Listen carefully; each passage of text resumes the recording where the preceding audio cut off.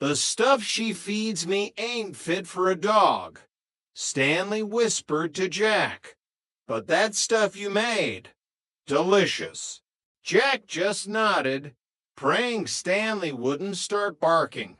Part 3: The Hero of the Pub.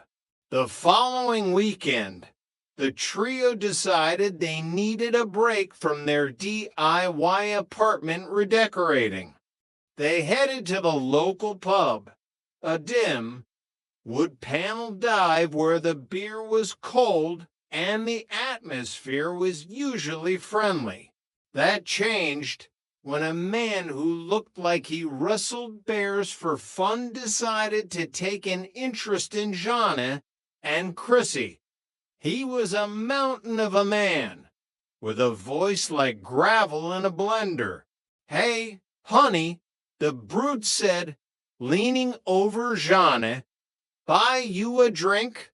"No thanks," Jana said firmly. "Go on, Jack," Chrissy whispered. "Protect us. You're the man around here." Jack looked at the man's bicep, which was roughly the size of Jack's head. He looked at the man's fists, which looked like two hams. Jack did what any sensible person would do. He tried to be invisible. "Listen, son," the brute said, turning to Jack. "Do me a favor. Butt out." I wouldn't want to cause a scene," Jack squeaked. "My father paid a fortune for my braces." The man laughed, insulted them one last time, and walked away.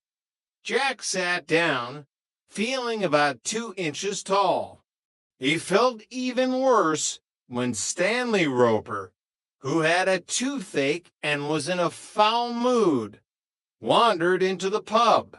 Stanley, seeking a brandy for his pain, accidentally bumped into the brute. "Watch it, you little runt," the brute roared. Stanley, fueled by agony and a complete lack of self-preservation, snapped back. "Watch it yourself, you clumsy idiot. Why don't you watch where you put your elbows? Stupid." The pub went silent. The brute stared down at the small, balding landlord. Then, to everyone's shock, the brute backed down. "Hey, sorry, Pop. I didn't mean nothing." The pub regulars cheered. Stanley was a hero. Jack was a coward. For the next 2 days, Jack was miserable. He felt like he had chicken in his blood. He tried to convince himself he was a civilized man who didn't stoop to violence, but deep down, he knew the truth. Even the kids at school could spot it. Jack told the girls, "That Kenny Jensen beat me up every day. I basically put him through college with my lunch money." Determined to prove himself, Jack returned to the pub the next night. He found the brute again. This time, Jana and Chrissy had helped by telling the brute a story that Jack was a Vietnam vet with a steel plate in his head and a lethal knowledge of martial arts. When Jack approached the man, trembling, the brute looked terrified. "Hey, man," Jack said, trying to deepen his voice. "You behaved like a creep last night. I think you owe these ladies an apology." "I'm sorry," the man shouted, nearly tripping over his own feet to get out of the pub. "Just don't get mad." Jack stood there, stunned. He was a hero. He walked back to the table, chest puffed out. "I guess I was a hero even if I didn't go to Vietnam," Jack bragged. "What's that?" Chrissy asked, pointing to a sign on the wall. "Cambodian," Jack replied. having no idea what he was talking about. He didn't care. For one night, he was the toughest man in Santa Monica. Part 4. The Case of the Missing Rent. The high of Jack's heroism didn't last long. Reality set in the form of a missing envelope.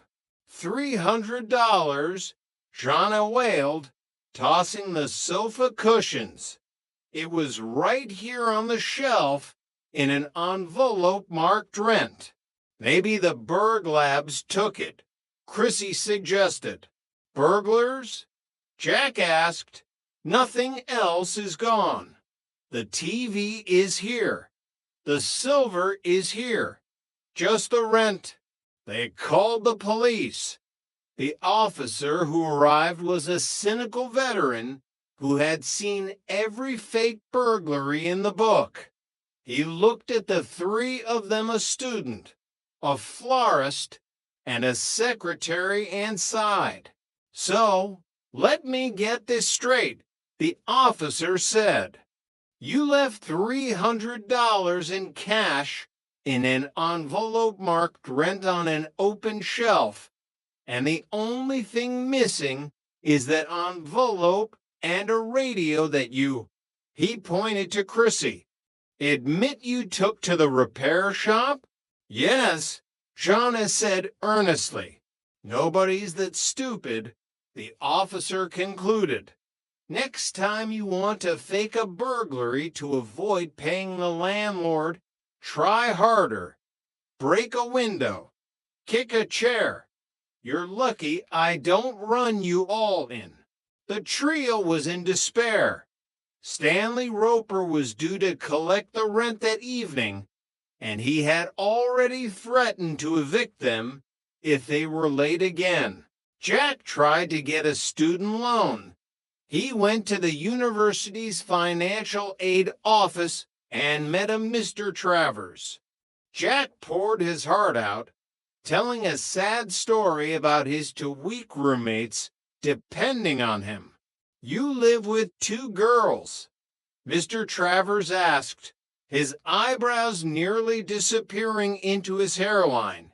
This is the 70s. But two girls? They're lovely, hard-working girls, Jack insisted. Well, Mr. Travers said, your application looks good. Until we get to your father's income, he makes $6,000 a year. You're not a hardship case. But I'm starving, Jack cried. He returned to the apartment empty-handed. They were doomed. They decided to head to the pub to hide, hoping to avoid Stanley as long as possible. But Stanley caught them at the door. Hold it right there. Stanley barked. I've been looking for you. Mr. Roper, we can explain. Jonna started. I don't want an explanation. I want a yes or a no. Are you coming to dinner or not? The trio blinked. Dinner? Helen's been nagging me to be neighborly. Stanley grumbled. It's my money, but it was her idea. But what about the rent? Jack asked. The rent? Stanley looked confused. You already paid it. I came up to fix your sink yesterday, saw the envelope, and took it. Didn't you see the receipt I left? He pulled out his receipt book. There it was. The money hadn't been stolen. It had just been collected by a landlord who forgot to mention he'd been in their apartment. We all make mistakes, Stanley said, leadenly. Don't put yourself down, Stanley, Helen said, appearing behind him. You do it better than anyone. Now, let's go eat. I'm starved. As the Ropers led the way down the stairs, Jack, Jonna, and Chrissy shared a look of pure, exhausted relief. They were broke. They were living in a lie. And their landlord was a menace, but they were together. And in apartment 200